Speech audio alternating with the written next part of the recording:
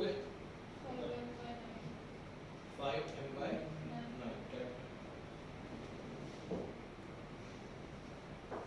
Total mass capital M मान लो तो mg minus the बॉइंट force, ठीक है। अब वो m × g/3 के बराबर है, क्योंकि वेट के कारण, बलून का जो वेट है उसके कारण बॉडी का पूरा सिस्टम जो है वो नीचे, बास्केट के वेट के कारण सॉरी सिस्टम नीचे जा रहा है। क्वेश्चन क्या कह रहा है सुनो, a basket of a hot air balloon consists of a man and some packets of total mass small m. On the balloon there is an upward lift force which is constant, but due to some defect it is less than the weight of the basket. तो basket का wait ज्यादा है, अब basket का wait ज्यादा है तो balloon पूरा का पूरा नीचे डूबने लग गया।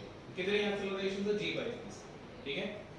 अब g/3 से वो नीचे जा रहा था, फिर उन्होंने बोला कि अब बलून के अंदर बास्केट के अंदर सॉरी मैन और क्या पैकेट्स दोनों हैं।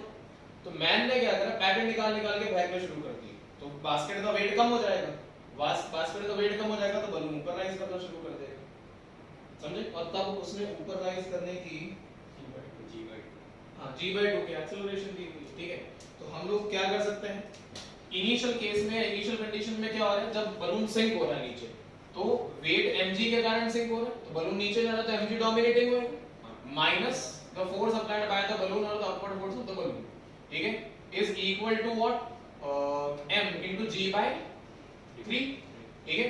सेकंड केस में आपने क्या करा, कुछ मास को निकालना शुरू कर दिया। अब उसने मास ऑफ द फाइंड, तो हम लोग कुछ मास निकाल देंगे, मतलब m1 मास या m' मास को निकालना पड़ेगा, ठीक है। तो उस केस में जब बलून ऊपर राइज होना शुरू होता है g/2 की एक्सेलरेशन से, तो बॉयड फोर्स कह लो या बलून का फोर्स कह लो वो डोमिनेट हो जाएगा, क्योंकि बलून ऊपर जा रहा है।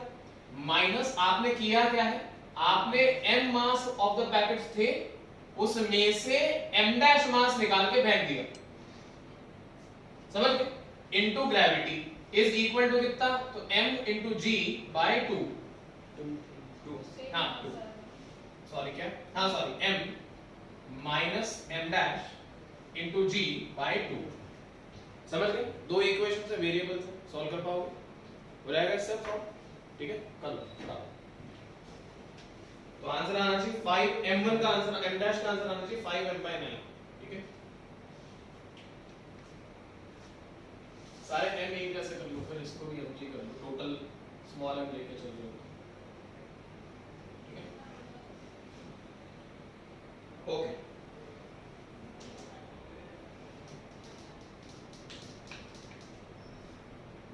चलिए आगे नेक्स्ट क्वेश्चन लिखे फिर एक बार। A body of mass m placed on a smooth ground, a body of mass m placed on a smooth ground is moving under a constant force,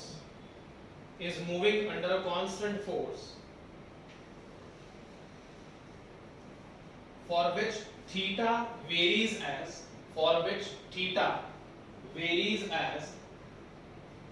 theta equals to kx, for which theta varies as theta equals to kx, theta x के साथ इस तरीके से very कर रहा है, मतलब जैसे जैसे डिस्टेंस बढ़ता जाएगा वैसे वैसे एंगल चेंज होता जाएगा। डायग्राम दिया क्वेश्चन का, लास्ट में बनाएंगे। As this, where x is the distance traveled from the start of the motion, अगर स्टार्ट ऑफ द मोशन दे दिया जाए तो आपको समझना क्या है कि जब आप इंटीग्रेशन का काम करेंगे तो एक इंटीग्रेशन की लिमिट आपकी 0 हो जाएगी, क्योंकि स्टार्ट ऑफ द मोशन है तो x वहां पे 0 होगा, ठीक है। Start of the motion k constant है, हमें पता है। Find the velocity of the body as a function of angle theta, find the velocity of the body as a function of theta. तो क्वेश्चन में ये हमें बॉडी दी हुई है, बॉडी का मास मान लो m है, और बॉडी के ऊपर इस डायरेक्शन में एक फोर्स अप्लाई हो रहा है capital F, and the force capital F is being applied at an angle of theta with the horizontal. अब ये थीटा ऐसा बना हो तो भी चलेगा, यहाँ पे लाइन मार के ये थीटा बना दोगे तो भी चलेगा, theta is with the horizontal, doesn't matter, ठीक है। ये डायग्राम दिया हुआ कांस्टेंट फोर्स लग रहा है, ये हमें क्वेश्चन में दिया है, ठीक है। स्मूथ ग्राउंड है, देयर इज नो फ्रिक्शन, ठीक है। अभी फ्रिक्शन वाले पार्ट पे नहीं आएंगे आज के दिन में, कल हम लोग फ्रिक्शन पे बात करेंगे।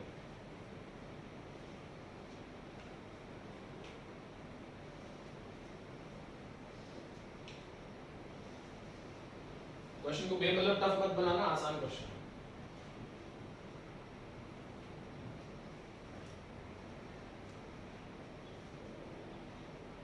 कर कर कर okay fine.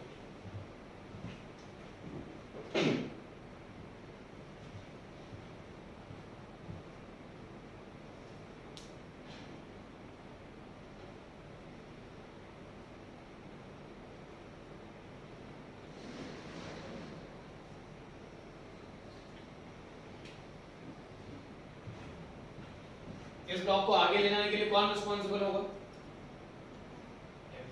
f cos theta, ठीक है। सो f cos theta will be equal to mass into acceleration, and what is theta? Theta is equals to kx.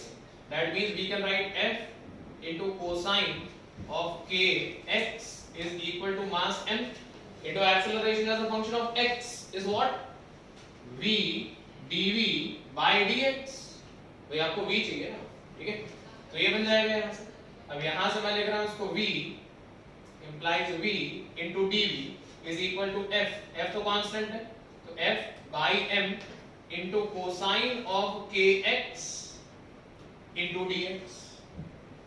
सही चल रहा है? अरे भाई बोलो, ठीक है।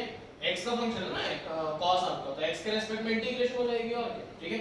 तो यहाँ से इंटीग्रेट करेंगे तो integration v dv, motion is just getting started, so 0 से लेके v तक इंटीग्रेशन कर दो, is equal to f by m is a constant, तो इंटीग्रेशन के बाहर रखेंगे, इंटीग्रेशन 0 से लेके x and cosine of kx and dx, ठीक है। तो यहाँ से हमारे पास क्या आ जाएगा? v square by 2, limits put कर दिए v और 0, ठीक है, is equals to f by capital M। What is cosine of kx? Integration minus sine के plus sine, integration of cosine of kx, minus sine और प्लस साइन ना यार, sine का डिफरेंशिएशन प्लस कॉस, कॉस का differentiation minus sine, ठीक है।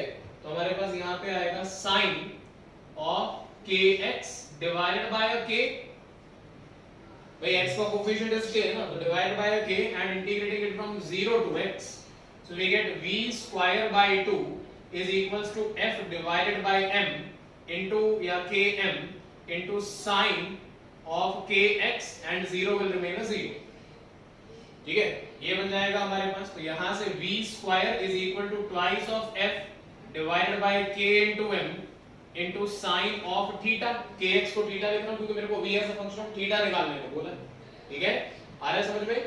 Okay, तो यहाँ से v is equal to आ गया root of 2 into f divided by k into m into sin of theta का root। So this should be the answer, ठीक है।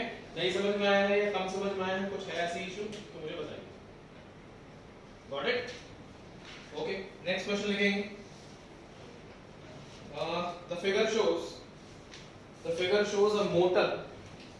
The figure shows a motor, capital C.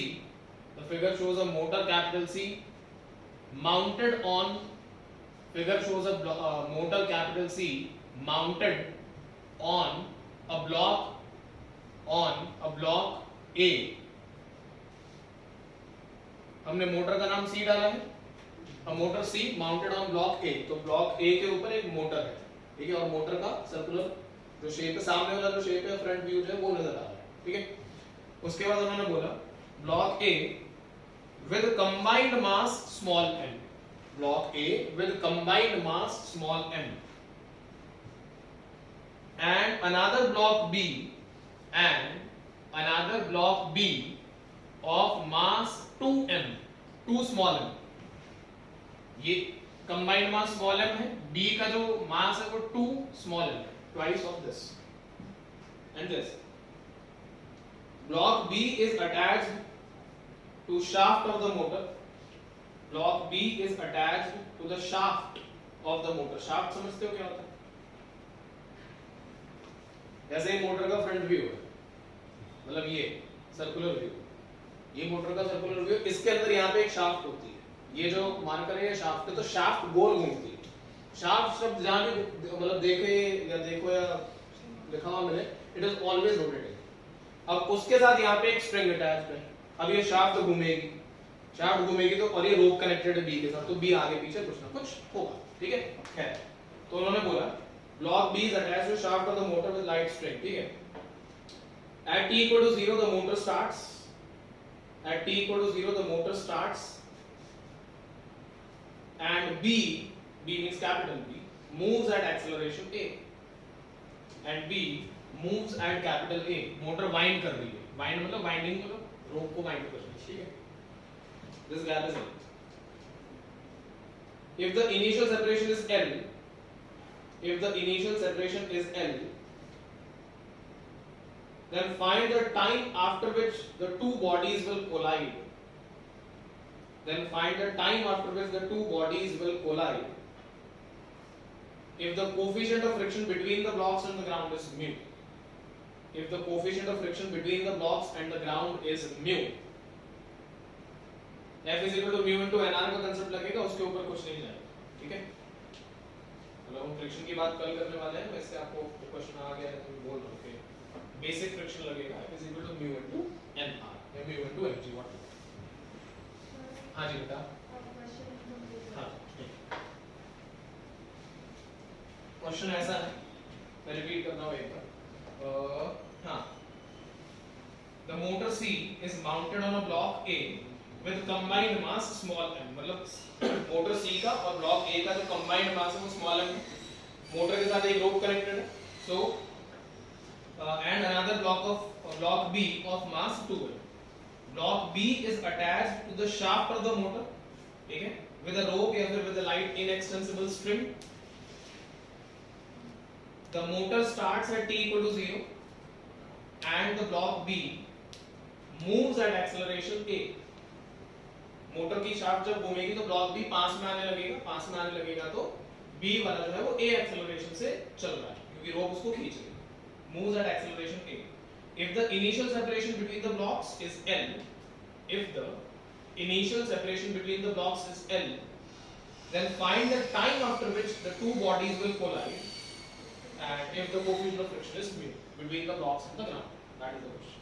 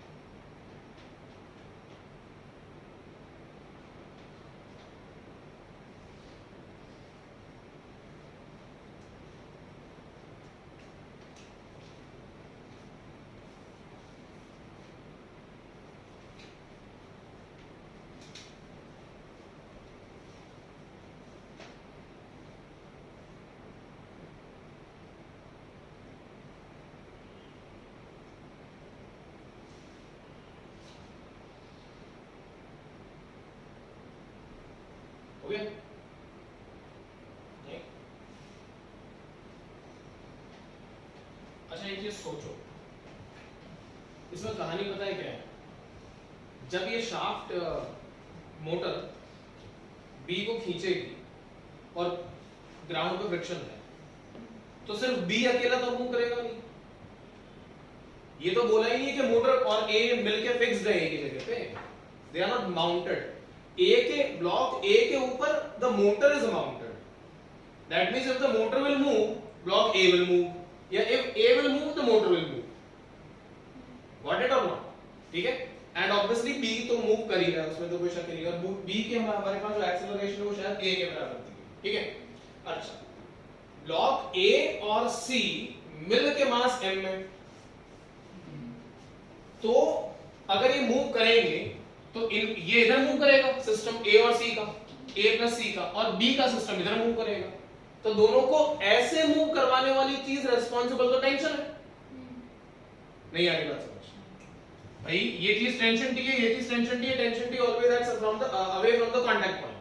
तो अगर दोनों ऐसे move कर रहे हैं तो इनको इधर मूव करवाने के लिए तो रिस्पांसिबल टेंशन है, और ए और सी के सिस्टम पे पीछे फ्रिक्शन लगेगा F1 कर लो, और इधर पीछे फ्रिक्शन लगेगा F2 कर लो।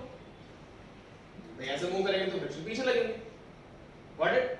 ओके, तो मेरे पास इक्वेशन क्या बनेगी अगर मैं A प्लस सी का सिस्टम की इक्वेशन बनाता हूं, ठीक है, equation of A plus C system, A plus C system, तो हमने कहा कि टेंशन डोमिनेटिंग, तो tension capital T minus friction will be mu into nr, mu into nr in this case will be mu into mg, because complete system का mass small m दिया है, is equal to, तो मास m into acceleration is से a dash. भाई ये system कितनी acceleration से move कर रहा है ये तो पता ही नहीं, मैंने a डैश मान लिया, और सवाल में ये वाला जो एक्सेलरेशन है ये a के बराबर दिया हुआ। Got it? Okay. Then equation of B वाला ब्लॉक, एक ठीक है, इक्वेशन ऑफ B ब्लॉक, तो इक्वेशन ऑफ B ब्लॉक आएगा T minus mu into 2mg is equal to 2m into A। समझ गए बात को? अब इन दोनों इक्वेशन को यूज करके मैं टेंशन का आंसर तो निकाल ही सकता हूं, A और A डैश की फॉर्म में जो भी आ रहा है, तो जरा निकाल के तो मेरे को टेंशन का आंसर कितना आ रहा है।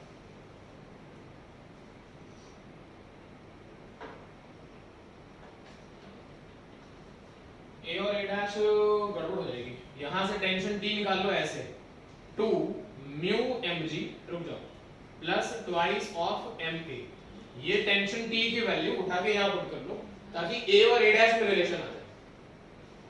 T की ये वैल्यू उठा के फर्स्ट इक्वेशन में पुट कर लो ताकि A और A डैश की वैल्यू आ जाए, तो 2 mu mg plus 2ma minus mu mg is equal to m into a dash या a prime जैसे भी लिखना है, तो 2 mu mg minus this will be mu mg, तो 2 ma minus plus mu mg is equal to m into a dash, m and m got cancelled, so a dash finally comes out to be twice of a plus mu into g, ये a dash की final equation है। ठीक है, अब मैं a बोलूं तो समझ जाना, a और c का सिस्टम चल रहा है, तो a और b तो ऐसे मूव कर रहे हैं, ठीक है, एंड एक्सेलरेट कर रहे हैं, पॉइंटर एक्सेलरेट करने की गलती होगी यहां पे मैं बताता हूं।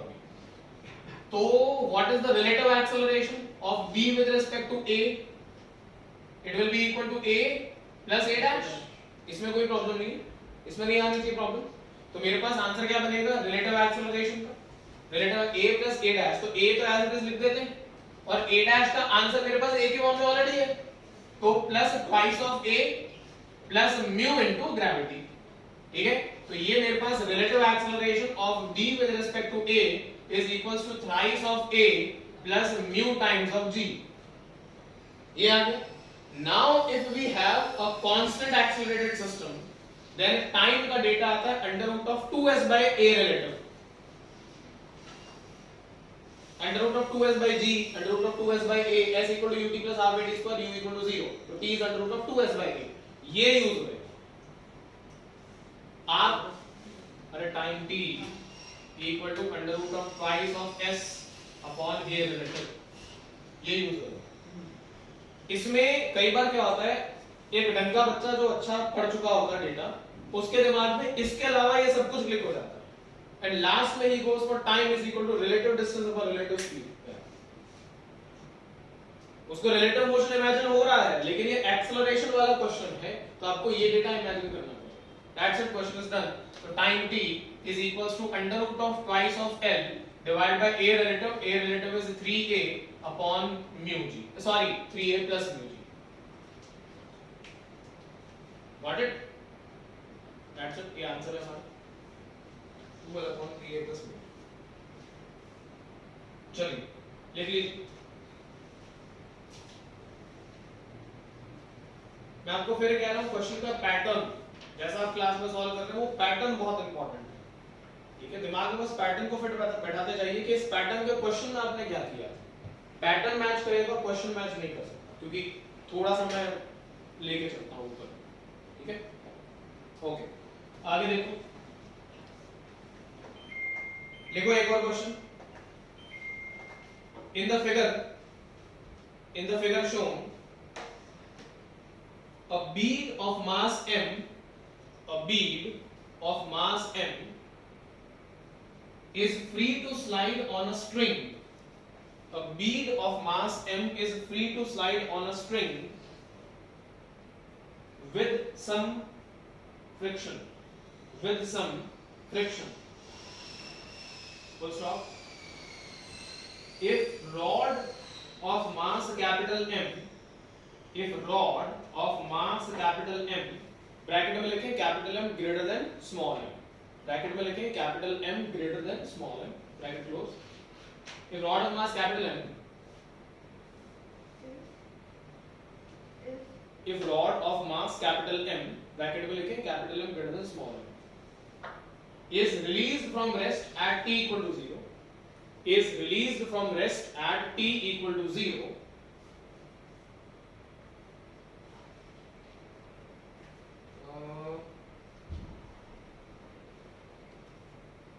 bead की location fixed at t equal to 0 from the location given in the figure, from the location of the bead given in the figure, then find the friction force between the string and the bead.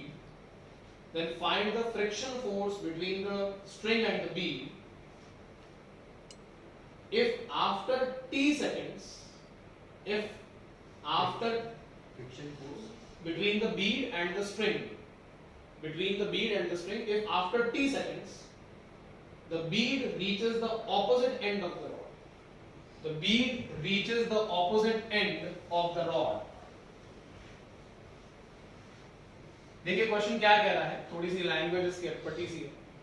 Question में diagram आपको दिया हुआ है कि ये एक पुली system दिया हुआ है, एक पुली है, मासलेस पुली है, which is fixed from this point ऐसे. अब यहां से एक रोप पास हो रही है ये, और यहां इस वाले एंड पे एक रॉड है. So this is the rod, ठीक है.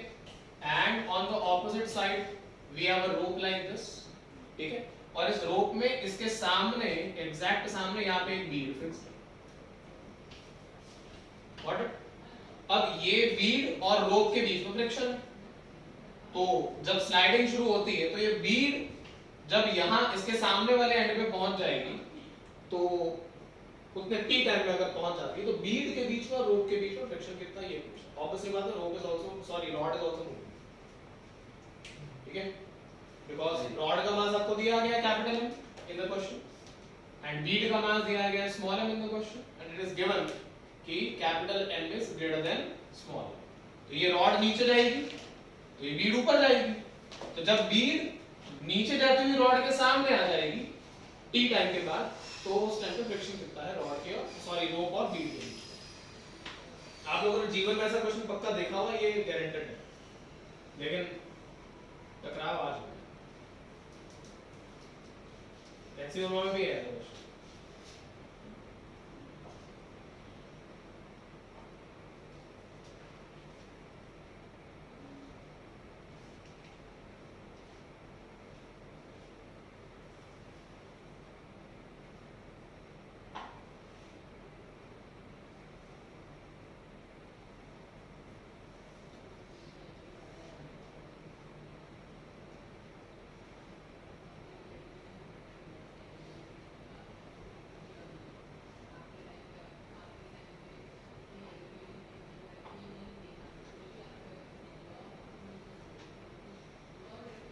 किसी के मन में आ रहा है कि फ्रिक्शन और टेंशन का क्या होगा, कुछ ऐसा कंफ्यूजन है?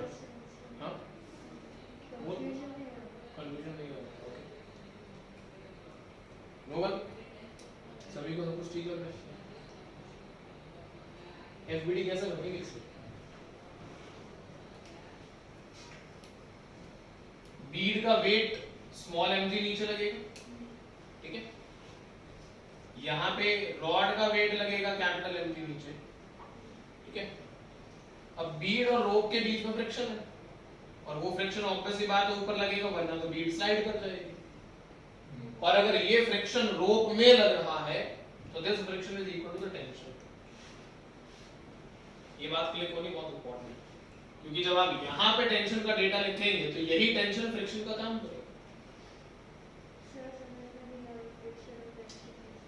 फ्रिक्शन और टेंशन इक्वल कैसे है भाई, बीड के ऊपर रोप ने फोर्स लगाया हुआ है, तो रोप जो फोर्स लगाती है वो टेंशन फोर्स होती है, और बीड और रोप के बीच में फ्रिक्शन है, तभी तो बीड रुकी हुई है, तो जितना फोर्स टेंशन लगाएगी वही फोर्स फ्रिक्शन फोर्स में कन्वर्ट हो गया।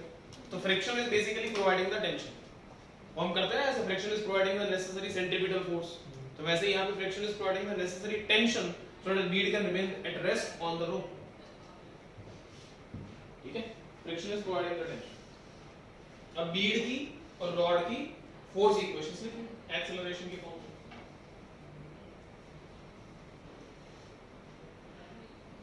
एक को a1 एक्सेलरेशन से चला दो, एक को a2 एक्सेलरेशन से चला दो।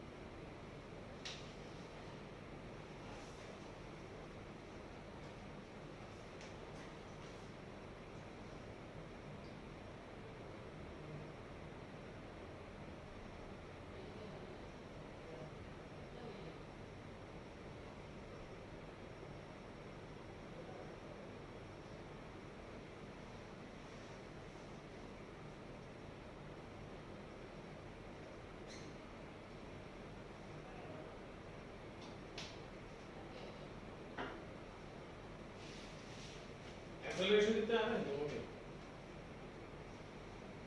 अरे mg minus f is equal to ma, mg minus f is equal to ma2। Problem क्या आ रही है? सर वो बीड मिलेगी, वो तो हाँ a1 a2 एक्सेलरेशन ले लो ना, बीड का एक्सेलरेशन a2 ले ले, रॉड का एक्सेलरेशन a1 ले लो, ये इक्वेशन बन जाएगी mg minus f, mg minus t is equals to m into a1, ठीक है, एंड बीड का मान स्मॉल m है तो mg minus f equals to m into a2, ये बोल रहा हूँ। क्या प्रॉब्लम आ रही है बोलो। अब चाहो तो a1 a2 की वैल्यू निकाल लो, क्या बोल रहा है, वो स्मॉल है ऊपर जा रहा है ना, तो स्मॉल m, वो जो बीड है वो ऊपर जा रहा है। हाँ तो डायरेक्शन की चिंता नहीं है, डायरेक्शन तो पॉजिटिव नेगेटिव आ जाएगा। मैं एक मिनट रुक जाओ बताता हूँ, g क्या कर रहा था, g by m sorry g minus f by m, ये आ जाएगा implies a2 is g minus f by small m, ठीक है, रिलेटिव एक्सेलरेशन निकाल लो।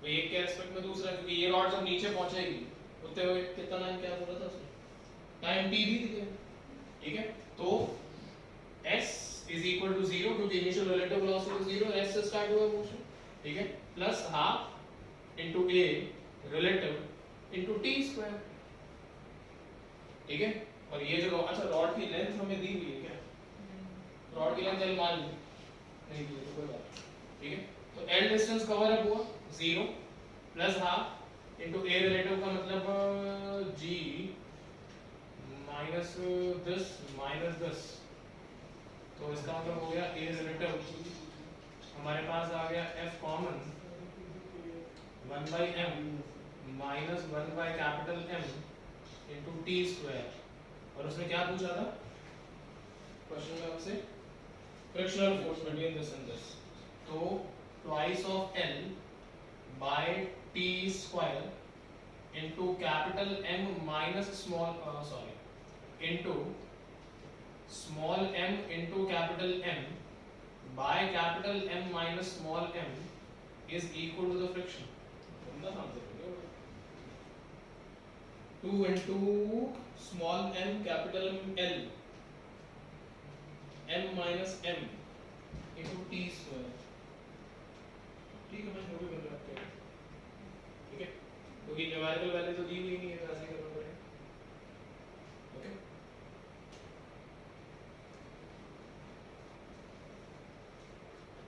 अगर आप एक के डायरेक्शन को नेगेटिव ले रहे हैं तो जो डायरेक्शन आपने लिया वो करेक्ट है। अरे यार इसका आंसर नेगेटिव आता ना, अगर तुम इसको f माइनस एम जी करते तो ये चीज ऊपर जाती है मानोगे ना, नहीं यार समझ, ठीक है। तो मैंने उसको नेगेटिव से मल्टीप्लाई करके लिखा हुआ है, तो रिलेटिव एक्सेलरेशन निकाल लो, डिस्टेंस का और करवा दिया, got it.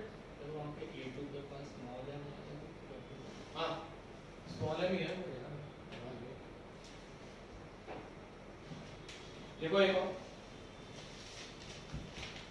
having gone through a plank of thickness h, having gone through a plank of thickness h, small h, the velocity of a bullet changes from v naught to v. The velocity of a bullet changes from v naught to v,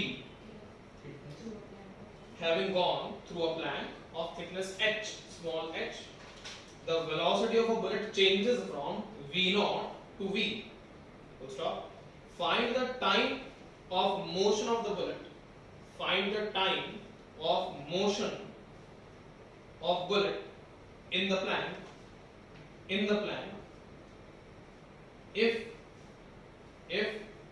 the resistance force in the plank, if the resistance force in the plank is proportional to square of the velocity.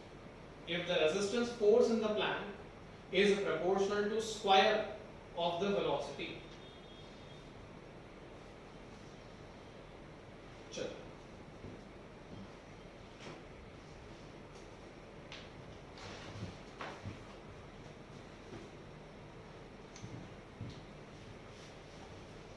करिए आप लोग, मैं next question का diagram बना रहा हूं।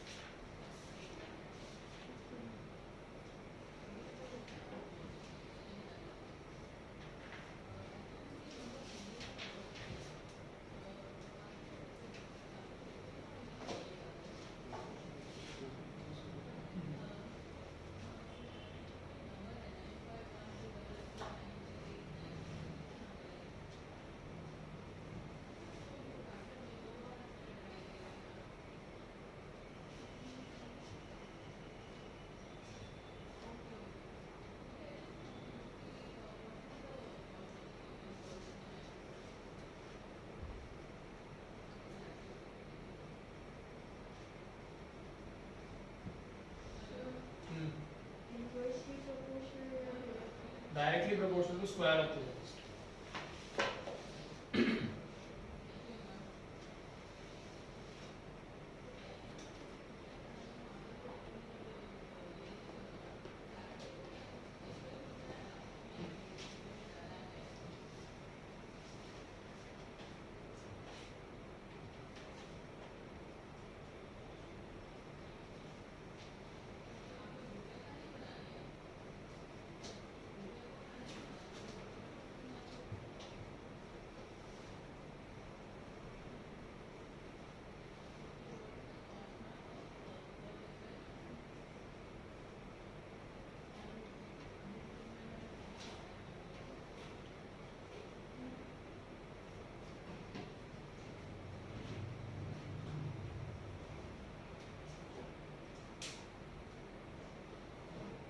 ये question होना चाहिए, तुम लोगों ने तो लिखवाया अभी,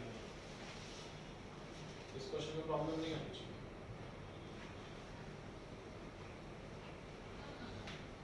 सिंपल इंटीग्रेशन डिफरेंशिएशन का क्वेश्चन गलत मत करो।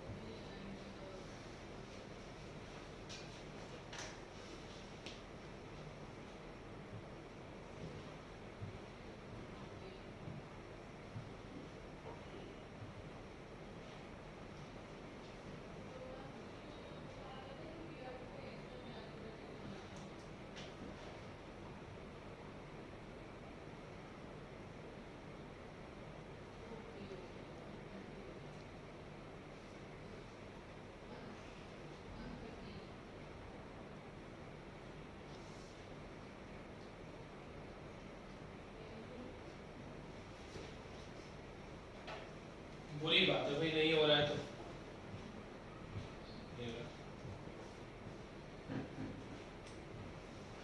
क्या की कर क्या रहे हो पहले ये बताओ। तुम्हें दिया क्या है, तुम्हें पूछा क्या है? क्वेश्चन लूप्ड है। एक ही कंसेप्ट में से दो डेटा निकलेंगे। प्लैंक का रेजिस्टेंस दिया है, मतलब प्लैंक में रिटार्डेशन होगी, चलो तो प्लैंक का रिटार्डेशन लिख लो पहले। तो प्लैंक के अंदर जो एक्सेलरेशन होएगी या रिटार्डेशन होएगी वो माइनस के वी स्क्वायर लिख सकता हूं। It is proportional to square of the velocity, ठीक है। अब प्रॉब्लम क्या है कि अगर तुमने a को dv by dt लिख दिया तो तुम्हारा आंसर k में आएगा और k तुम्हें पता नहीं है, ठीक है। और उसने अच्छा चलो ठीक है, पहले इतने पे बात करते हैं। तो एक्सेलरेशन को तुम अभी क्या लिख सकते हो, v into dv by dx, क्योंकि h height of the h thickness of the plank dv is equal to minus of k into v square. एक v से एक v तो खत्म हो गया, तो जो v एक बचा है वो यहां से यहां काट सकते हैं। तो हमारे पास आ गया dv by v या माइनस dv by माइनस उधर ही रहता is equal to minus of k into dx। Now we are getting v as a function of x और k का हमारे पास कुछ ना कुछ डेटा मिलेगा। So integrating both the sides we get dv by v is minus of k as a constant integration of dx, integrating it from 0 to x and integrating it from 0 to v। हमें velocity की कोई data तो नहीं दिया ना, oh v naught से v, sorry speed is varying from v naught से v, और डिस्टेंस का भी डेटा तो नहीं दिया, हां सॉरी 0 टू h, x नहीं 0 टू h क्वेश्चन में दिया हुआ तो h यूज कर देते हैं, ठीक है। 1/v का integration will be a log v, ठीक है। तो ये बन जाएगा log to the base e of v by v naught, log a minus log b is log a by b, log to the base e of v minus log to the base e of v naught, so log a by b, is it okay? Is equals to minus of k times of h, ठीक है। तो इसको मैंने लिख दिया log to the base e of v naught by v by multiplying the negative sign, ठीक है। ये नहीं पता लग रहा है तो करके देख लो तुम, log v minus log v naught लिखोगे, नेगेटिव इधर आएगा तो v naught minus v हो जाएगा ना, तो v naught by v ये हो गया into 1 upon h is equals to k, hence we got what is k। and now we want time t as a function, sorry time t का data whatever is being asked, तो अब मैं फिर से use करूंगा इसी equation को, but I will write a is minus of kv square, but now I can write a as dv by dt, ठीक है, is equals to minus of k into v square। so यहां से dv by v square is minus of k into dt, integrating both the sides, integration dv by v square from v naught to v is equal to minus of k from t equal to 0 to t dt। Time पे भी कोई value दी है क्या? 0 ही है, okay. 1 upon v square is minus 1 upon v, so minus 1 upon v plus 1 upon v naught, ठीक है। Limits minus 1 upon v is the integration is equals to minus of k times of t, ये बनेगा हमारे पास। k की value मैं last में put कर दूंगा, मैं मतलब ये जो निकाली है हम लोगों ने, ठीक है। तो हमें टाइम t की वैल्यू निकालनी थी, तो this implies time t is equal to आ जाएगा minus 1 by k minus v naught, तो v minus v naught by v into v naught and k की वैल्यू पुट करके आंसर जो भी मिलेगा, ठीक है। इस तरीके से सॉल्व कर पाएंगे। आपको नेगेटिव का इशू आ रहा है तो फालतू इतनी अक्कल मत लगाओ, यहाँ पे माइनस 1 अपॉन v आ रहा तो वो माइनस से माइनस काट दो, नहीं तो बाद में कैलकुलेशन में कट जाएगा। ऐसे देखने लग जाओ तो टाइम नेगेटिव कैसे आ रहा है, नहीं आया समझ में क्या बोला। इसका इंटीग्रेशन माइनस 1 अपॉन v बनेगा तो इसके माइनस से माइनस काट दो, ठीक है, बन जाएगा सॉल्यूशन। वो नेक्स्ट क्वेश्चन बैठा हुआ सामने, ठीक है। करो एक क्वेश्चन ऐसा भी प्रैक्टिस में। तो क्वेश्चन में उसने पूछा क्या है, a b कौन है? अच्छा a और b मैंने लिखे हैं, ठीक। क्वेश्चन सुन लेना बस। Figure shows two blocks of masses 10 kg and 35 kg, 35 लिखा है, हां 35 kg, supported by the strings held by two persons a and b। जो a और b है वो दो हाँ पर्सन है, ठीक है। ये मुझे नहीं पता था तो दो पर्सन, तो ये किसको पकड़, अच्छा इधर पकड़, Okay. Persons A and B. Find the force exerted by the boys A and B. Okay. पहले person था. Two boys A and B.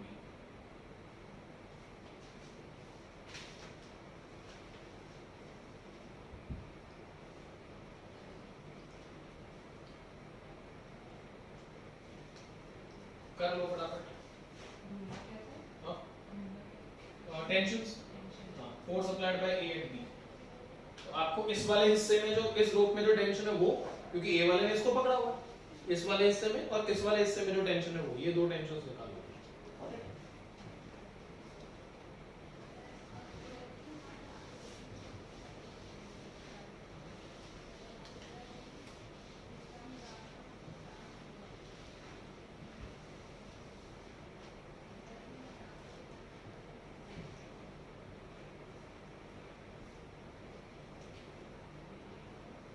Components बनेंगे, ध्यान से करना. पहले वेट बना लो, ठीक है. 10 का 10 into g, 35 का 35 into g, फिर कंपोनेंट्स बनाओ अलग अलग स्ट्रिंग्स में.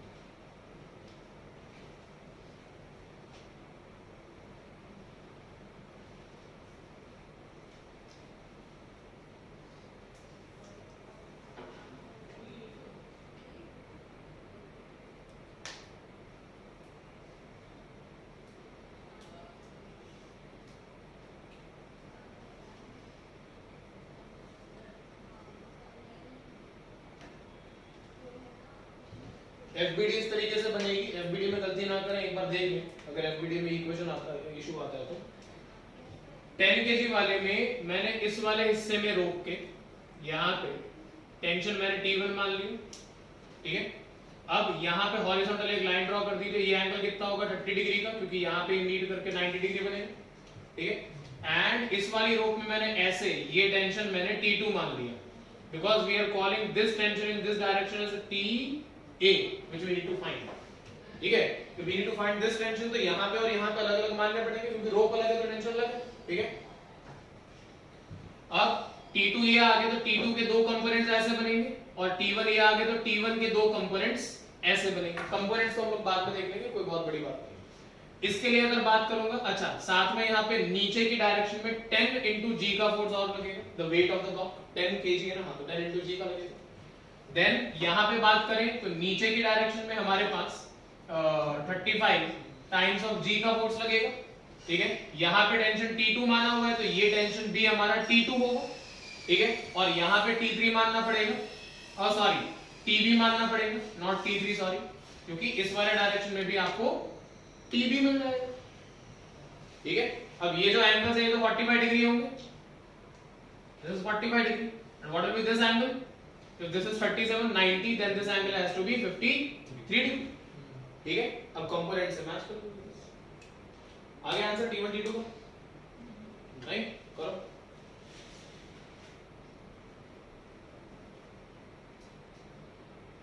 So we'll get T1 into sin नहीं cos. Y axis में बात करनी पड़ेगी हमें, और x axis में भी बात करनी पड़ेगी. ठीक है.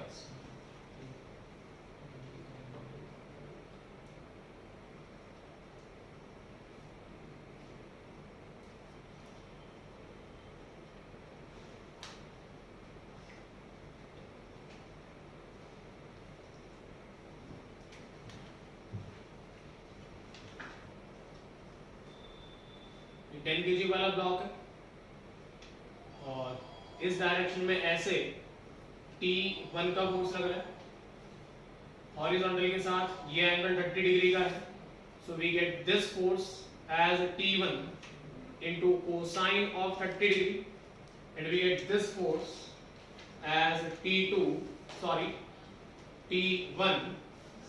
and sine of 30 degree. Downwards we get a force of mg, that is 10g, and in the downward direction we also get T2 into cosine of 37 degree. ठीक है. तो यहाँ से मैंने लिखा T1 into sine of 30 degree is balanced by the downward force of 10g, that is 100, plus T2 into cosine of 37 degree. ठीक है. What is T1 sin 30? तो T1 by 2 is equals to 100 plus t2 या फिर t2 cos cosine 50 और sorry 37 is 4/5, तो 4/5 times of t2 से it is equation 1। ठीक है, वैसे ही एक और इक्वेशन 10 के सॉरी 35 kg वाले ब्लॉक के लिए निकाल दीजिए। y एक्सिस में बैलेंस कर दीजिए फोर्सेस को, 35 into g को कौन कौन बैलेंस करेगा, तो यहाँ ऊपर एक फोर्स आएगा और यहाँ पे भी ऊपर एक फोर्स आएगा। ठीक है, ये चीज बनेगी। और x एक्सिस के लिए इक्वेशन बनानी है इसके लिए 10 kg वाले ब्लॉक के लिए, तो वो क्या बनेगी वो भी देख लो। यहाँ पे हमारे पास t1 है, यहाँ पे इस डायरेक्शन में क्या था ta, दैट्स इट, और तो कोई फोर्स लग ही नहीं रहा। अच्छा, इधर एक और फोर्स लग रहा है, कौन सा, t2 sin 37 डिग्री। ठीक है, तो यहाँ पे लिख दीजिए ta is equals to t1 into cosine of 30 degree plus t2 into sine of 37 degree. ठीक है, ये 10 kg की दोनों इक्वेशंस है x और y की, वैसे ही 35 kg की भी दो इक्वेशंस बना लीजिए x और y।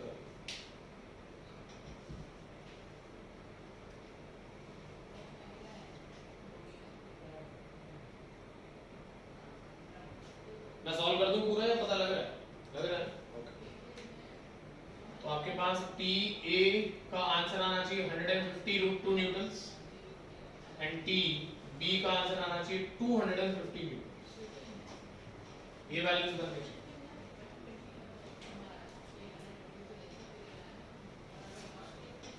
नहीं, TA is different, sorry, TA is अच्छा ये दूसरी वैल्यू है, सॉरी। TA आपके पास आएगा 300 है, 300√3 plus 300√3 plus 150 newtons and TB is equals to 150√2 Newton's.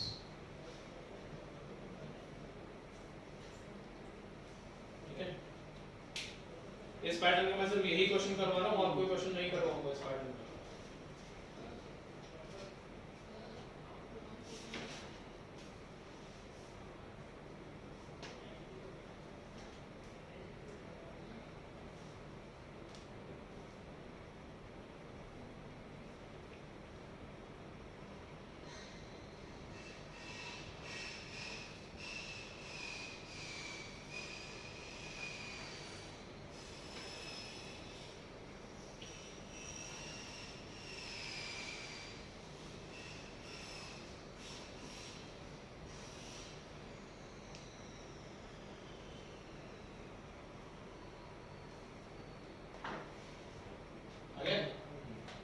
Solve करना पूरा, बैठे मत रहना यार, तो मतलब नहीं है। गलती लग रही है कुछ, आपसे गलती हो रही है मुझे बताइए, मैं इक्वेशन लिख देता हूँ। y एक्सिस की इक्वेशन और x की लिखो 35 kg की, नहीं हो गया? ओके, आपको ये चीजें करनी आनी चाहिए, ध्यान रखिएगा। आ जाता है कभी कभी, और प्रॉब्लम पता है क्या है, ऐसा क्वेश्चन आता है ना तो देख के लगता है ये तो हो जाएगा। ठीक है, क्योंकि इसमें करना कुछ नहीं होता, आपको बस y और x की इक्वेशन बनानी होती, पर ये पेचीदा सा, अगर ये ऐसा कॉम्प्लेक्स आ जाता है ना तो फिर बाद में एक बार करते हुए ना थोड़ा कॉन्फिडेंस मिलता है, इसलिए करा हुआ होगा तो कर पाओगे, इसलिए पूरा कर लो, छोड़ो मत क्वेश्चन को। आ गए आंसर दोनों? Nice, okay. एक और करें, देखिए the figure shows a cabin of mass 20 kg। हाँ जी कर लीजिए, ठीक है, मैं डायग्राम बना लेता हूँ। मानुषी मेरी जरूरत है तो बोलिए प्लीज। ओके, जिनका बाकी वो कर लो, मैं क्वेश्चन का डायग्राम बना रहा हूँ तब तक।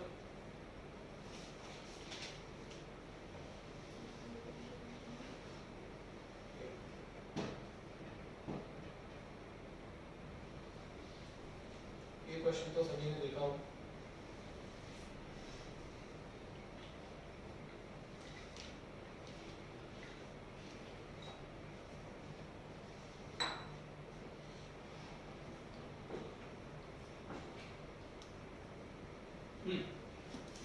राइट, देखा हुआ है ना, करते हैं।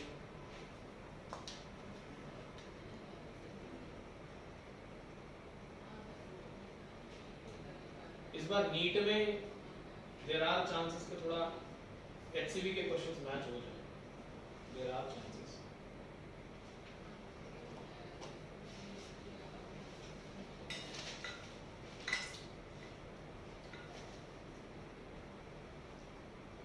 हो गया? Okay. Question says the figure shows a cabin of mass 20 kg. तो आपको केबिन का जो मास है वो 20 kg दिया हुआ है. Mass of the cabin is 20 kg. The figure shows a cabin of mass 20 kg connected to a spring which passes over a pulley and is held by a boy of mass 60 kg. So mass of the boy is equals to 60 kg. This is given in the question. Then find the force that boy has to exert to the string so that the cable will accelerate up at g by 4. ठीक है? Cabin को rest पे नहीं रखना है. जो हमने किया हुआ है क्वेश्चन उसमें केबिन रेस्ट पे रहता है. ठीक है? तो force exerted by boy so that cabin accelerates at g by 4. So that the cabin accelerates at g by 4.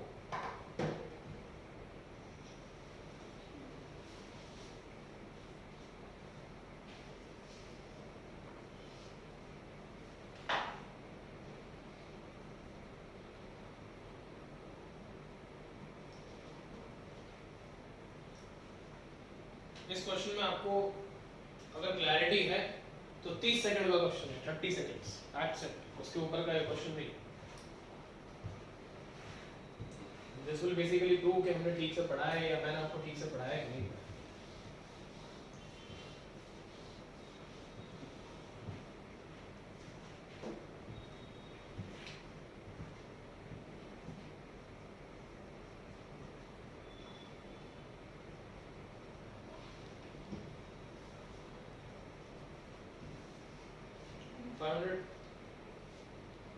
भाई पूरा सिस्टम ऊपर जाएगा ना. बॉय और केबिन दोनों ऊपर जाएंगे तो पूरे सिस्टम पे टेंशन कितना लगेगा? T plus T 2T. भाई एक टेंशन केबिन पे लगा, एक टेंशन मैन पे लगा, तो आप लिखेंगे क्या? 2T minus 80 into G. 60 kg for the boy, 20 kg for the cabin. So 60 plus 20 is 80. 80 into G, the force is acting downwards, is equals to 80 into G by 4. G by 4, 1 by 4 is 0.25 into 10 will be 2.5. Yes or no? हो गया. यहाँ से T निकालना था. 2T is equal to 80. 2.5 को solve करके कितना बनना? देख लो, 500 बनना चाहिए आंसर. सॉल्व नहीं कर रहा मैं. 500 Newton should be the answer. Simple question. ठीक है? हमारे वाले केस में एक्सेलरेशन 0 दी थी. The system is at rest. ये क्वेश्चन था हमारे पास. कोई डाउट है किसी को? पूछना है, पूछ सकते हैं प्लीज. नहीं? ओके, चलते हैं आगे.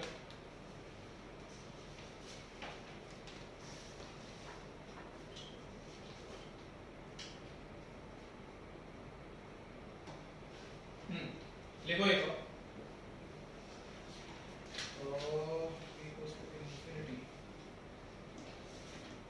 ठीक है, फाइन. लिखो. A motorboat of mass m, a motorboat of mass m, small m, moves in a lake. A motorboat of mass small m moves in a lake at velocity v naught. At velocity v naught. So stop. At t equal to 0, the engine of the boat is switched off. At t equals to 0, the engine of the boat is switched off. The resistance of the water is proportional to. The resistance of the water is proportional to. ये सामने लिखा हुआ है, ऐसे लिखें. Fr is equal to minus of. Fr is equals to minus of R into V. The resistance of the water is proportional to this. ये नहीं दिया था हमने पहले. ठीक है? So Fr is equals to minus of R into V. R is a constant. So stop. Find the time for which the boat will move. Find the time for which the boat will move before coming to rest. Find the time for which the boat will move before coming to rest. And also find the average velocity. Also find the average velocity of the boat during the interval its velocity, also find the average velocity of the boat during the interval its velocity changes from v0 to v0 by 2. During the interval its velocity changes from v0 to v0 by 2. जब उसकी velocity v0 से v0 by 2 थी, उस दौरान average velocity कितनी थी? ठीक है, तो क्वेश्चन सुना सुना लगेगा, लेकिन क्वेश्चन वो वही नहीं है जो हमने किया है. ठीक है, करो. 2 क्वेश्चंस है और अच्छा क्वेश्चन. चलिए,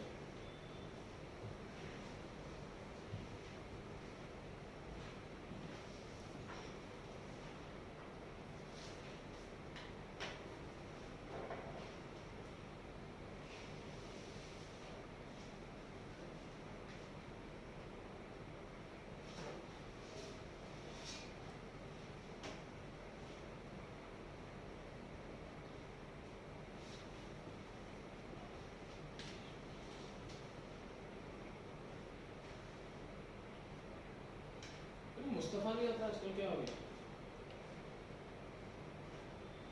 लास्ट टाइम तो वो अपने घर पे अकेला था, बोल रहा था कि घर पे अकेला था इसलिए ऐसी बातें करते हो ना, उसने मुझे ऐसे ही बोला था और ऐसे दौड़ते हैं. उसने मुझे ऐसे ही बोला था. तो अब क्या हो गया? अब अकेला तो खत्म नहीं हुआ अकेलापन जीवन में. उसको बोलना डीपी से याद कर. अरे यार क्या कर रहे हो यार? F R is equal to minus of R into V. Bore ही कर देते हो. मास इनटू एक्सेलरेशन, तो acceleration A is minus of are by M into V. ठीक है, अब उसने क्या पूछा था तुमसे? टाइम t की वैल्यू, तो कर दो ना dv by dt. तो dv by dt is equal to minus of are by M into v. ठीक है, तो यहां से आ गया dv बाय v, इसका इंटीग्रेशन होना ही है. Minus r by m into dt, इसका इंटीग्रेशन 0 से लेकर t तक करेंगे. इसका v0 पे था ना, वो कहां पे था? v0 से v, तो v हमें फाइंड करना है और क्या करना है? पर अभी टाइम के लिए तो 0 है, v0 से 0 रेस्ट तक चलेगा. नहीं, एक मिनट रुको, मैं पहले v की equation in the form of time t निकाल लूं. तो ये मेरे पास क्या बन जाएगा? log v बाय v0, ठीक है, is equal to minus of r by m into t. ठीक है, तो यहां से v देख लेना, फिर मत कहना कि आया नहीं. v by v0 is equal to e की power minus r by m into t. ऐसा हमने EMI में बहुत बार करा है. EMI क्या है?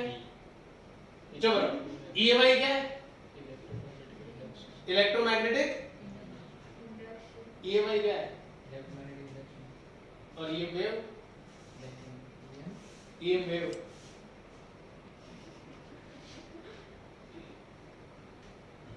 वो मूवी देखी कभी खुशी कभी गम? है, उसमें काजल करती है ना ऐसे टायर पंचर करके. नहीं नहीं, लिटरली मतलब मैं काजल नहीं बट समझ रहे हैं. तो ये इक्वेशन बनेगी ऐसे. नलायकों फीलिंग मतलब आ जाओ. हाँ कि ना?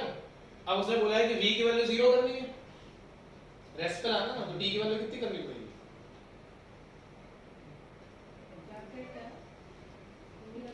वेलोसिटी 0 करनी है ना, रेस्ट पे लेके आना ना, तो t की वैल्यू कितनी होगी?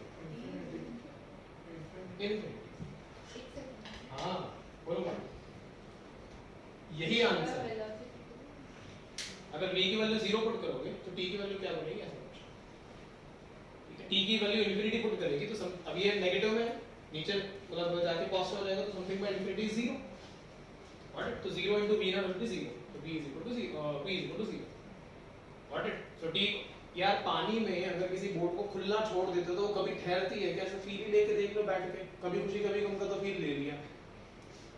अरे चलती बोट को बंद कर दोगे तो वो रुक थोड़ी जाती है पानी में, हल्की हल्की से भी चलती रहती है ना. तो t को इनफाइनाइट टाइम के बाद रुकेगी वो. यही सही आंसर है, सही पढ़ा रहा हूं.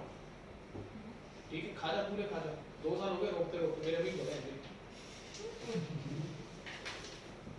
चले आगे। नेक्स्ट क्वेश्चन क्या था, इसी का एक और कुछ पार्ट पूछा था।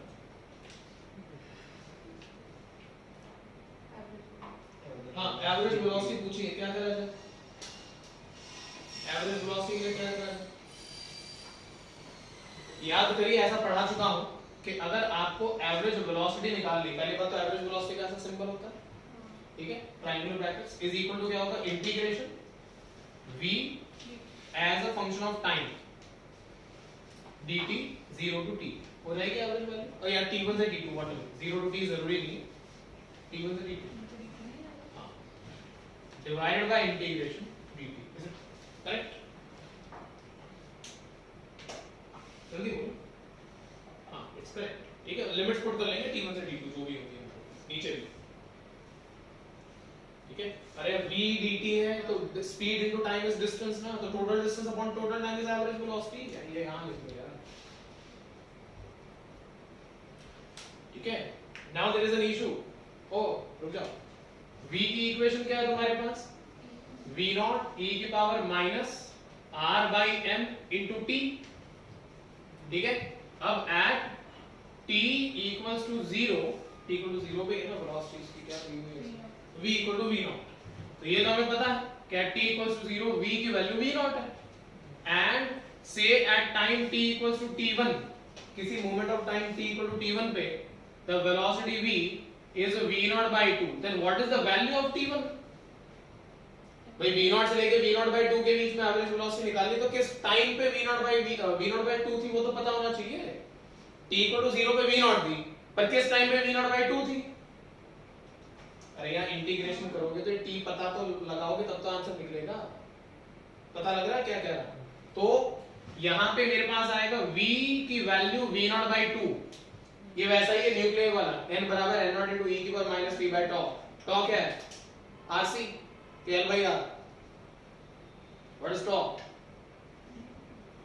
rc के l by r, अरे दोनों ही होते हैं, अगर r से सर्किट होएगा, रुकना तो कर रहा हूं ना, कंफ्यूज पूरा तो कंफ्यूज कर लेते हैं, e equal to n equal to n naught into e raised to minus t by tau, कोई नहीं, ये फार्मूला कहां पे है, n equal to n naught into e raised to minus t by tau, formula कहां पे है, हमने ऐसा फार्मूला कहां देखा है जीवन में, हे भगवान, n is equal to n naught e raised to minus t by tau, ऐसा फार्मूला हमने कहां देखा है?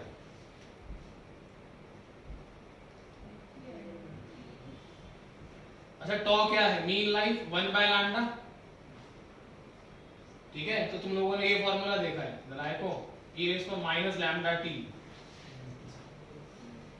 ये फार्मूला कभी देखा ही नहीं है, पर दिखा दिया, tau is mean life and mean life is 1 by lambda, बुद्धू बना रहा हूं, ठीक है, नहीं आ रहा समझ?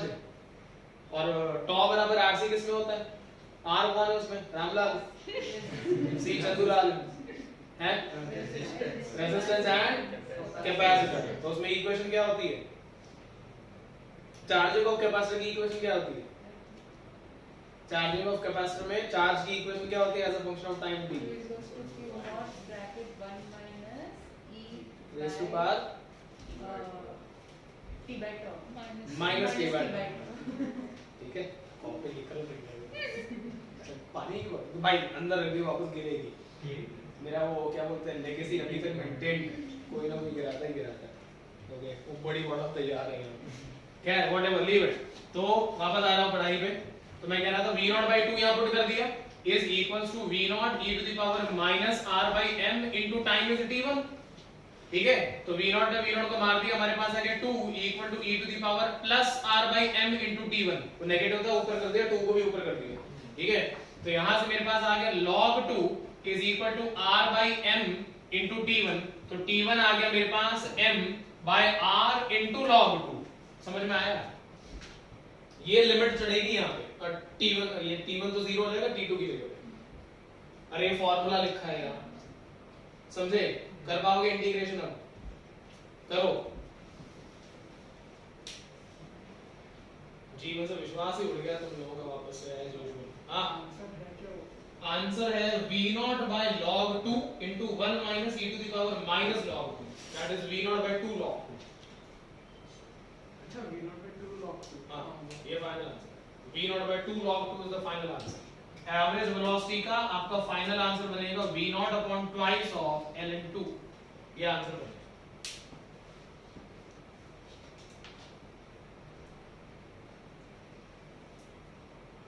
अब आधे जाने e की इंटीग्रेशन में मर जाओगे तुम, देखना लौट जाओगे पूरे, दंडवत प्रणाम करोगे, फिर भगवान ये क्या हो गया, फिर तुम्हें टेंशन होगी, फिर तुम गाय को जाके चारा खिलाओगे, ये गाँव माता, बस एक क्वेश्चन सही करवा देना, 1 महीने तक चारा खिलाओगे। ऐसे सुपरस्टिशियस पालते नहीं पालते। हाँ ऐसे करें, इससे डायरेक्ट s निकाल दे तो dv/dx s निकाल के क्या dv a को v dv/dx लिख के करेंगे हाँ। तो जल्दी आ जाएगा। a को v dv/dx, हाँ उससे क्या किया तुमने, उससे s निकाल दिया हाँ और उस टाइम वो वाली इक्वेशन से निकाला। टाइम तो आ गया, ठीक है। अच्छा इसको क्रॉस मल्टीप्लाई करके टाइम निकालो, हाँ और लगा v का तो 0 से लेके t तक लिया, हाँ तो t को तो 0 पे v naught मान लिया और t को तो t पे v naught by 2 मान लिया, हाँ। क्यों? अरे एक मिनट, अगर तू 0 से t की इंटीग्रेशन कर रहा है तो t इक्वल टू t पे तूने वेलोसिटी v naught by 2 मान ली ना, क्यों? वो कम होती है ना। तो कम होती तो प्रूव हो रहा है इक्वेशन से, फिर अगर ऐसा है तो फिर ये आंसर गलत है भैया। Time this velocity is v naught by 2, right? और अगर तू कह रहा है कि at time this the velocity is v naught by हाँ 2, उसमें तो t वेरिएबल ले रहे हैं ना, हाँ। कुछ भी हो सकता है, हम वो उसमें t1 उधर रख देते हैं। तो तू v dv/dx में इंटीग्रेशन कर रहा है, टाइम v dv/dx से सिर्फ s निकाल रहा हूँ, टाइम अलग, ये वाली टाइम इससे अलग अलग कर रहा हूँ दोनों को। तो स्टेप तो उतना ही हो गया ना, फिर छोटा ना पड़ा, क्यों? ये t1 निकाल फिर इसलिए तो t1 निकाल के v की इक्वेशन को इंटीग्रेट करना है तो उसकी इंटीग्रेशन तो यही बनेगी, है क्या उसमें t की वैल्यू बाद में पुट कर देंगे। अरे e की पावर की इंटीग्रेशन तो सेम ही बनती है और जो कोएफिशिएंट होता है वो डिनोमिनेटर में डालना, करना क्या है। पटेल साहब आंसर आया? करते नहीं हो तुम पटेल भाई साहब, बस क्लास लगाने आ रहा था सुबह सुबह। हाँ हाँ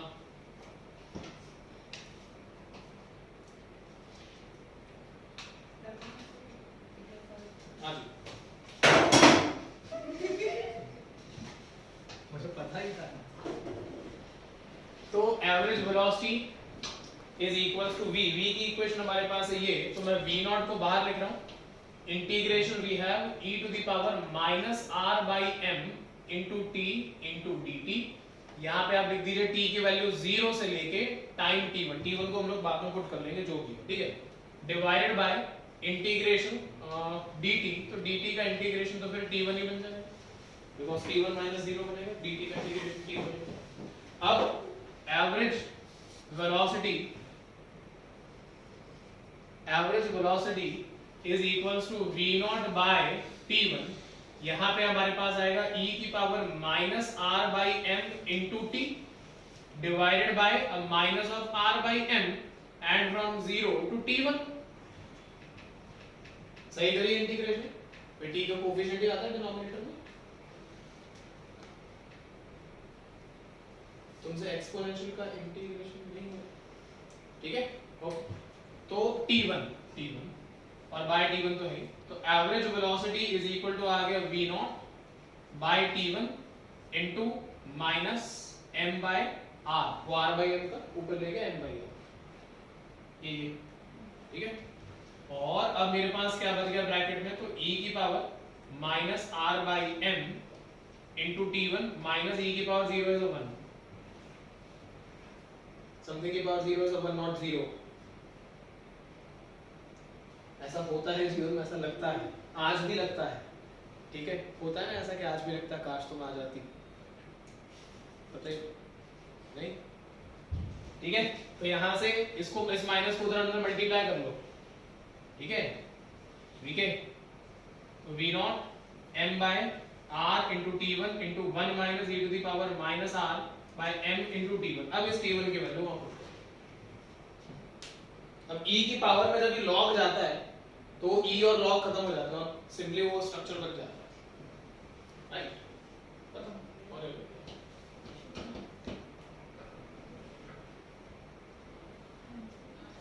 answer is v not upon 2 log 2, 2 log 2, yeah.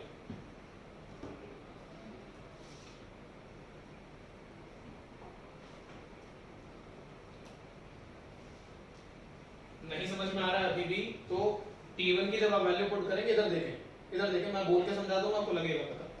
t1 की वैल्यू सोचो तुमने यहां पुट करी तो m/r से m/r कटेगा, ये तो मानते हैं हां कि ना, तो अकेला बचेगा e की power minus log 2, got it, and that value कि e की पावर माइनस log 2 है जो भी यहां पे बच रहा है, तो जो यहां पे बचा ना वैल्यू तेरे को वो लिखना है, रेडी है, उतना आंसर बचता है। e की पावर में अगर log ऑफ समथिंग आता है तो दैट ओनली द पावर, वो है वैल्यू, ऐसा बोलो। हाँ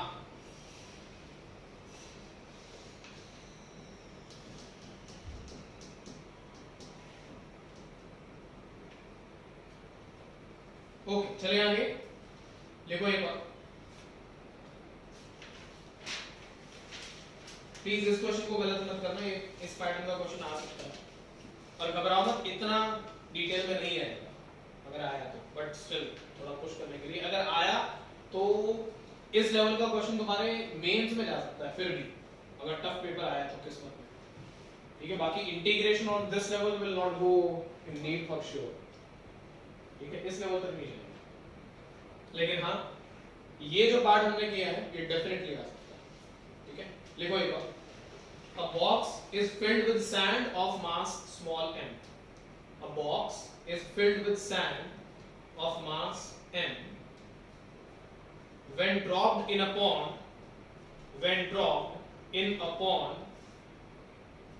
comma, it starts sinking down at a constant acceleration a. It starts sinking down at a constant acceleration a. Full stop. Find the mass of sand that should be taken out. Find the mass of the sand that should be taken out. That should be taken out so that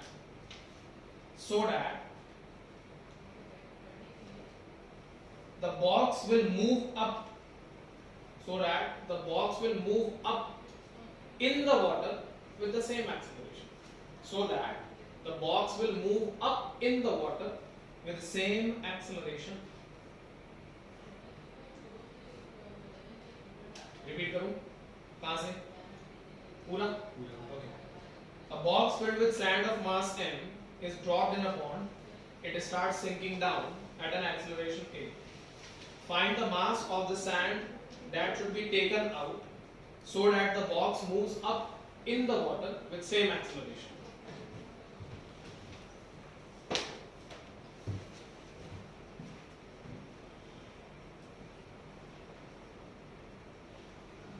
please गलत मत करना, ये question का pattern important है।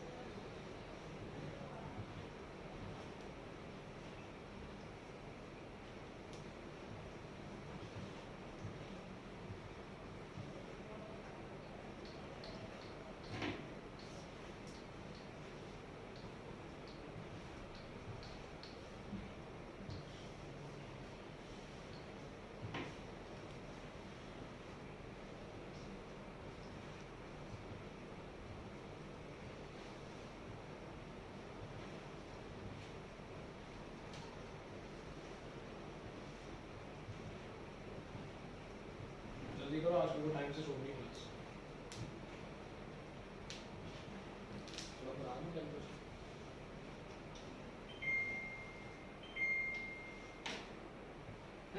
हो गया, कितना answer आ रहा है?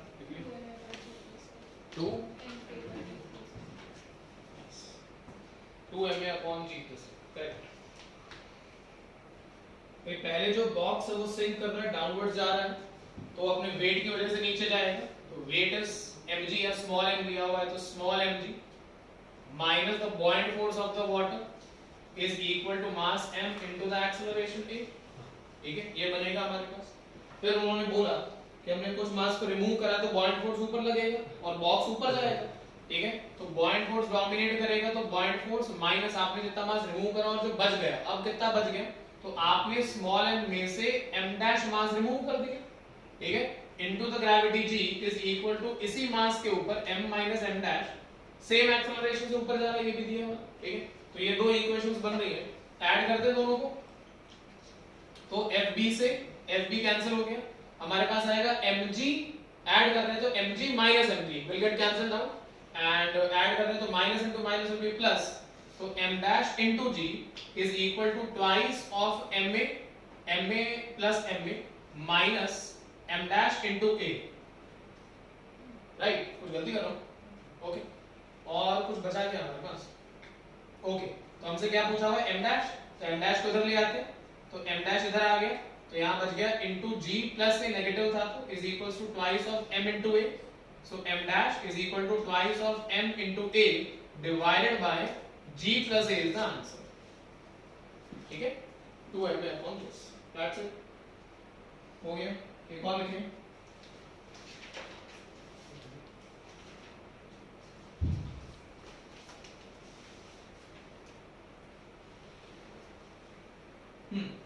inside a hemispherical surface of a cup shown in the figure, inside the hemispherical surface of a cup shown in the figure, an insect capital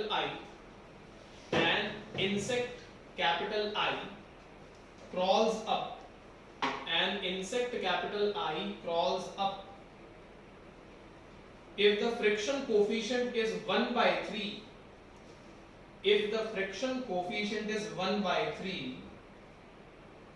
then find the maximum angle theta.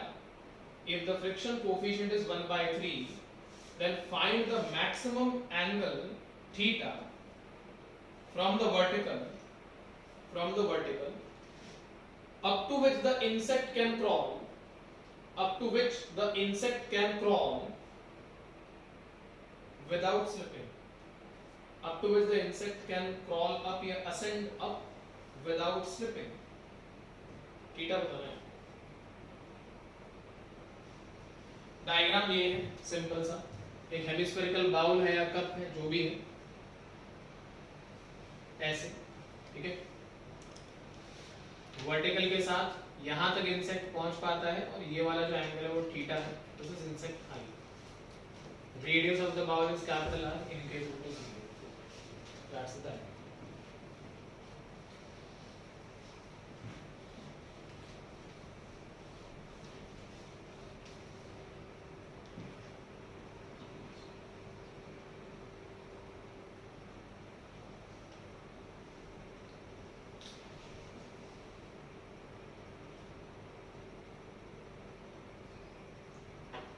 एक minute से ज्यादा का question नहीं है।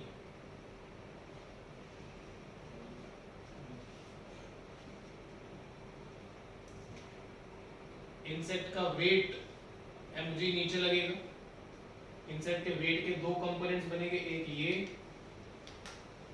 ये और ये वाला जो एंगल है थीटा बनेगा, तो ये कंपोनेंट आएगा mg into cosine of theta, ये कंपोनेंट आएगा mg into sine of theta.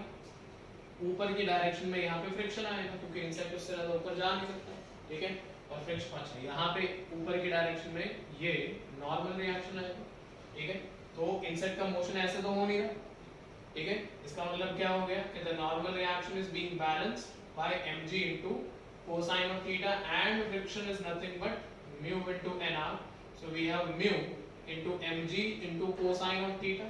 Now friction is balanced, भाई मैक्सिमम में क्या होगा, फ्रिक्शन और mg sin theta बैलेंस हो जाएगा, friction F is equals to m into g into sin of theta, so we have mu into m into g, क्या हो गया, into cosine of theta is equals to m into g into sin of theta, तो यहाँ से mu is equals to tan of theta, so theta is equals to tan inverse of 1 upon 3, ठीक है, भगवान करे आप सभी के पेपर में ये क्वेश्चन आ जाए, ठीक है, अरे आता है, चले आगे, okay, sir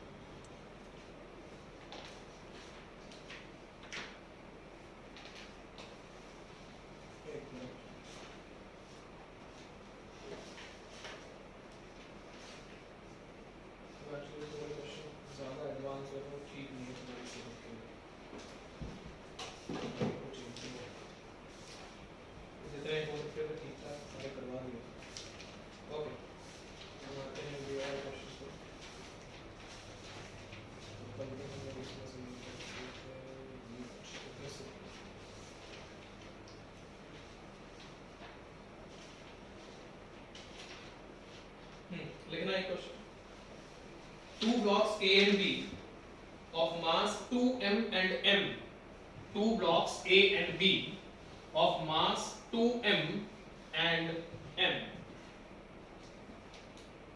respectively are connected by a massless string, respectively are connected by a massless string, spring नहीं है string, लेकिन डायग्राम में भी है string as well as a spring. So block A और block B string से connected है ऐसे, ठीक है? Okay. The whole system is suspended by a massless spring. The whole system is suspended by a massless spring. Find the magnitude of acceleration of A and B. Find the magnitude of acceleration of A and B immediately after cutting the string. Immediately after cutting the string. जैसे आप रोप को काटोगे तो A और B के एक्सेलरेशंस क्या होंगे ये पूछा। ऐसे 2-3 क्वेश्चन आपकी कॉपी में है, सेम क्वेश्चन भी आपकी कॉपी में है, कर चुके हैं, दिखाइए करके।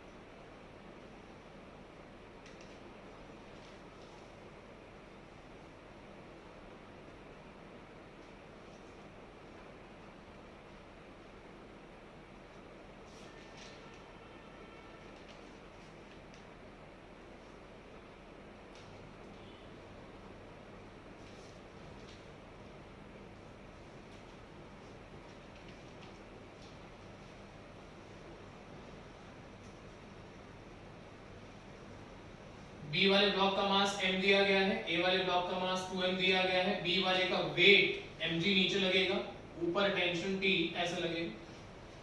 सो इनिशियल कंडीशन में we can say that tension T is nothing but equal to mg. ठीक है.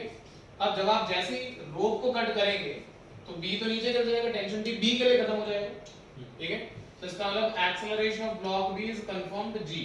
इसमें तो कोई शक ही नहीं. ठीक है.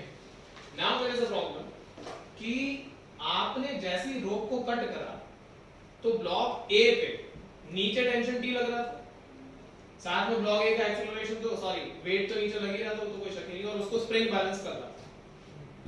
तो जो भी स्प्रिंग फोर्स है वो टेंशन टी के बराबर होता है एक तरीके से. तो इसका मतलब क्या हो गया, acceleration of block B is equal to tension T by 2m. Acceleration is force by mass. ठीक है. तो टेंशन टी की वैल्यू कितनी है, mg, या spring force is mg divided by twice of m. Answer is g by 2. आया समझ के? भाई इस ब्लॉक के ऊपर एक फोर्स लग रहा था, नीचे एक फोर्स लग रहा था, and the block was steady या स्टेबल. तो जितना फोर्स नीचे लग रहा था उतना ऊपर लग रहा था. Got it? एक मिनट नीचे, हां एक मिनट, नीचे कौन सा फोर्स लग रहा था, वेट mg. ठीक है. Plus tension t is equal to the spring force. Spring force. Got it? अब तुमने बेसिकली टेंशन को खत्म कर दिया. तो स्प्रिंग फोर्स और वेट बराबर होना शुरू हो गए.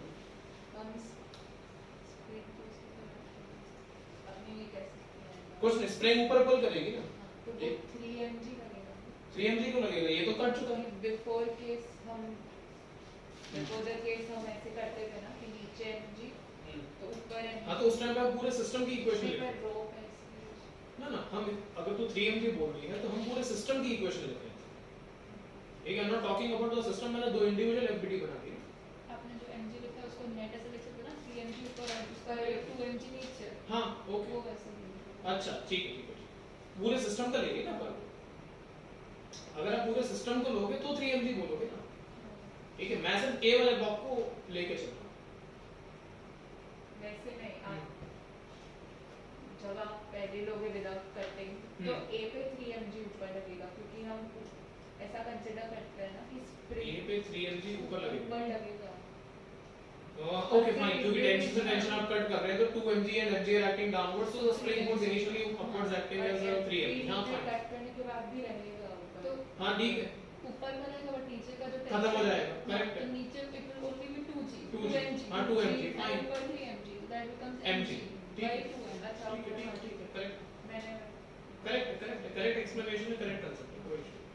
ठीक है, मैं वो इंडिविजुअल ब्लॉक के हिसाब से चला गया इसलिए शायद थोड़ा सा डिफरेंट हो गया। Got it? ओके, ध्यान रखें इस क्वेश्चन का भी थोड़ा सा।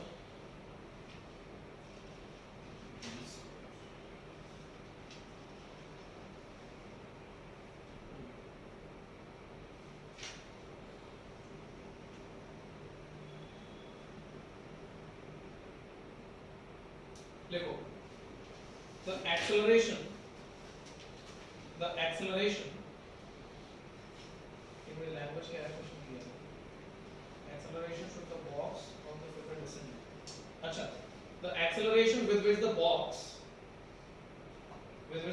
of the figure should descend, the box of the figure should descend so that the block of mass capital M, so that the block of mass capital M exerts force of capital mg by 4, so that the block of mass capital M exerts force of capital mg by 4 on the floor of the box, on the floor of the box। तो ये हमारे पास एक box है, box के अंदर हमारे पास एक block है, ब्लॉक का मास कैपिटल M है, ठीक है, और नीचे की डायरेक्शन में यहाँ पे डायग्राम में एक्सेलरेशन ऐसे लिखा हुआ है। सो क्वेश्चन में कह रहा था acceleration with which the box should descend, A की वैल्यू पूछ रहा है, so that the block applies a force of mg by 4 on the floor of the box. जो फोर्स ब्लॉक लगाएगा नीचे वो mg by 4 होना चाहिए, तो ए कितना होगा, ये क्वेश्चन।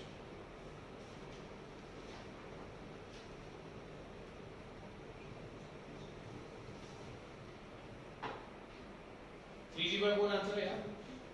नीचे जाते हैं तो नॉर्मल रिएक्शन की इक्वेशन आपको पता है, नीचे जाते हैं तो हमारे पास आता है m into g minus a।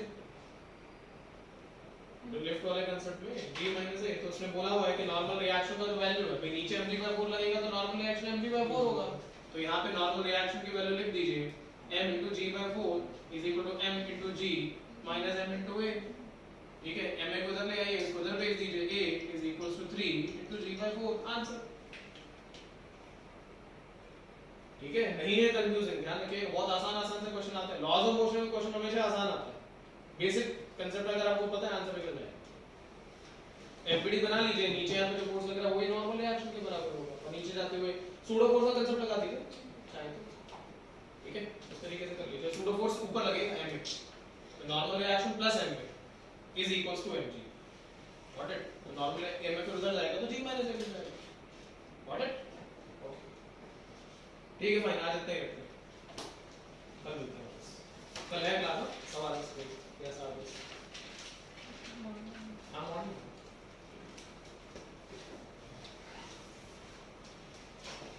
और आज या कल में मैं एक रिकॉर्डिंग और अपलोड करूंगा 1 kg पावर के चैप्टर की, ठीक है, मैं रिकॉर्ड करूंगा आज। कल रिकॉर्डिंग करी थी तो आधे घंटे बाद पता नहीं खुद ही रिकॉर्डिंग बंद होगी, वरना मैं आज ही अपलोड कर दूंगा, उसको देख लीजिएगा।